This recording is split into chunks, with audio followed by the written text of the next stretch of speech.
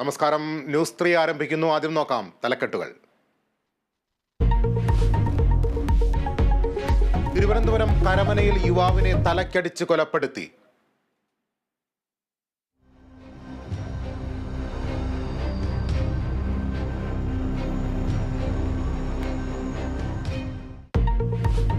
കൊല്ലപ്പെട്ടത് കരമന സ്വദേശി അഖിൽ. അരുംകൊലയ്ക്ക് പിന്നിൽ കരമന അനന്തു കൊലക്കേസിലെ പ്രതികളെന്ന് DCP. ഒരാൾ കസ്റ്റഡിയിൽ. മുഖ്യമന്ത്രി വിദേശത്ത് പോയത് രാജ്ഭവനെ അറിയിച്ചില്ലെന്ന് ഗവർണർ. വിവരം അറിയിച്ചതിന് മാധ്യമങ്ങൾക്ക് നന്ദി. മുൻപ് നടത്തിയ വിദേശയാത്രകളും അറിയിച്ചിട്ടില്ലെന്നും ആരിഫ് മുഹമ്മദ് ഖാൻ.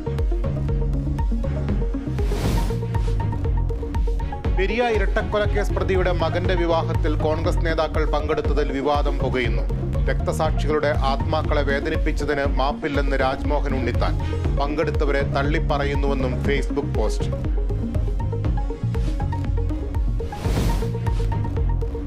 തൃപ്പൂണിത്തുറയിൽ കിടപ്പുരോഗിയായ പിതാവിനെ വാടക വീട്ടിൽ ഉപേക്ഷിച്ച് മകൻ കടന്നു. 70-കാരൻ ഷൺമുഖൻ പട്ടിണി കിടന്നത് 2 ദിവസം. വേളാങ്കണ്ണിയിൽ പോയതെന്ന് മകൻ പോലീസിനോട്. റിപ്പോർട്ട് തേടി ജില്ലാ കളക്ടർ. കേസെടുത്ത് മനുഷ്യാവകാശ കമ്മീഷൻ. IPL-ൽ ഇന്ന് മുംബൈ കൊൽക്കത്ത പോരാട്ടം. മത്സരം രാത്രി 7:30 ഈഡൻ ഗാർഡനിൽ. പോയിന്റ് പട്ടികയിൽ 1-ാം സ്ഥാനം നിലനിർത്താൻ കൊൽക്കത്ത.